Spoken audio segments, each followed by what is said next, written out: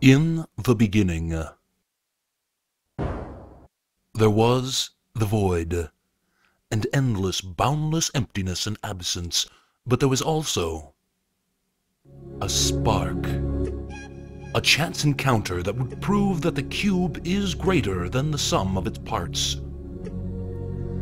Matter only existed on a subcubical level. Over time, these floating cubes coalesced, forming into the Mighty Way, a vast, loose organization of blocks spiraling across the cosmos. In the first generation, stars and nebula were formed, a sort of cosmic egg. They contained all the raw materials needed for the development of life. Several of these celestial eggs hatched in the form of ubernova, distributing matter with rail-like speed to the distant corners of the galaxy.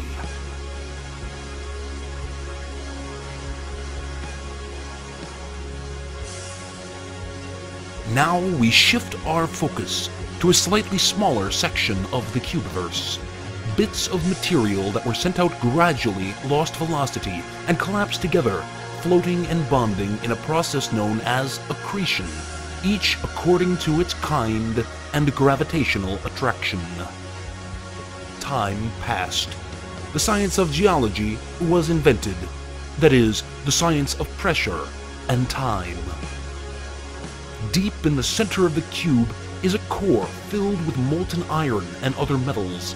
Celestial bodies and comets that were late to the formation of our cube fell to the surface and buried themselves there. This and the iron catastrophe is responsible for the magnetic field that directs our compasses, drives out solar wind, and maintains our atmosphere.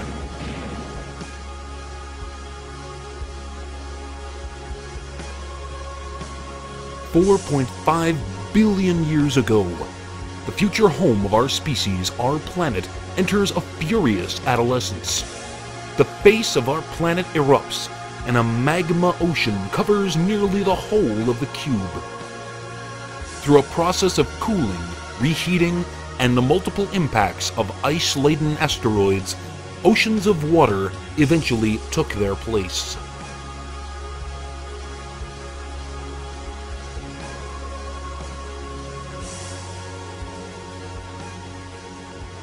DNA, the building blocks, if you will, of life as we know it. Developed here in primordial soup, or perhaps marooned here by some passing interstellar traveler unable to escape the Earth's gravity, prokaryotic cells took shape and multiplied at a fantastic rate by a process called meiosis. Nature now existed at a cellular level. These families of bacteria, amoeba, and viruses traveled across the cube, eventually reforming themselves into the first multicellular organisms. These creatures fed, grew, and presumably mutated into all the various forms of life on our cube. But the creatures with solid exoskeletons are what formed the very beginning of our fossil record. Through a process of natural selection and common descent, plant life begins to flourish and blossom, seeding the atmosphere with oxygen. Fish grew fins that became stronger with each generation. We believe these fins may have extended themselves into crude legs capable of supporting weight. The transition from water to land did not occur overnight. Our amphibious tetrapods spent more and more time on the land, developing a growing confidence and an eventual appreciation for breathing air instead of water. With each new generation, bits of unfinished code would mingle together, creating new and unexpected traits in the offspring. One line of children did away with webbed feet and became chickens, while another line kept them and became ducks. The Cambrian explosion is responsible for the wide variety of life at that time, but we're still uncertain as to what caused this blast of fertility. The animal and plant life came into an unstable balance. More and more young were brought into the world. These would develop into today's 28 known mobs, with more being coded every day. But reptilian creatures soon established dominance. A dominance that would ultimately prove short-lived.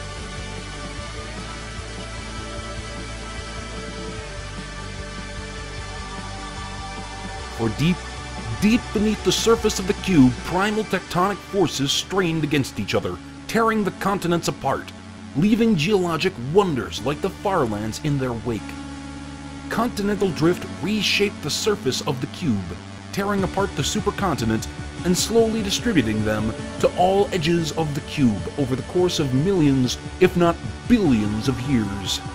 Dirt and rock were melted into magma by a process called mantle convection and redeposited elsewhere by volcanic eruption.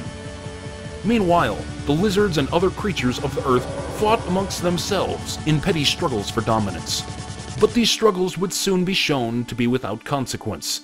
The exact cause is unknown, but we believe it likely that a runaway chunk from galaxies unknown crashed down to the cube, leading to the rapid extinction of the dinosaurs. This would also explain the radical evolution of the first creepers, and their quick ascendance in becoming the cube's dominant species.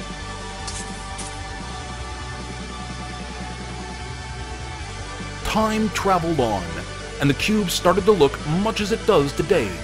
The moon travels in regular orbit, and the stars shine down quietly on the surface of the cube. Trees grow in calm splendor across the valley. Sheep and cattle roam free, grazing as required. Pigs root for food in the forest and may have been the first creatures to walk upright in two-legged posture. Modern anthropology speculates that the porky fossil fragment may be the final link needed in confirmation of this theory. Regardless of his origin, man has expanded his domain to every corner of the cube. In this tribal, multiplayer mentality, humanity developed culture and grouped itself into ever larger villages. They built huts with tools and maintained their own food supply with agriculture. They hid themselves away in strongholds to fend off wild bandits and griefers. They built networks of redstone to send power to even the darkest corners of the cube. And after sufficient mastery of construction had been attained, their strongholds then towered up into the sky, forming the first true urban biome. And after all of this, we started building on a miniature scale, eventually resulting in Miniac, the first functional computer. And in 1979, His Holiness Marcus Pierson was born. He would go on to establish Mojang Studio and release Minecraft to the public at large. The skies call to us. If we do not destroy ourselves, we will, one day, venture to the stars. Or perhaps, if fortune smiles favorably, the stars will venture to us.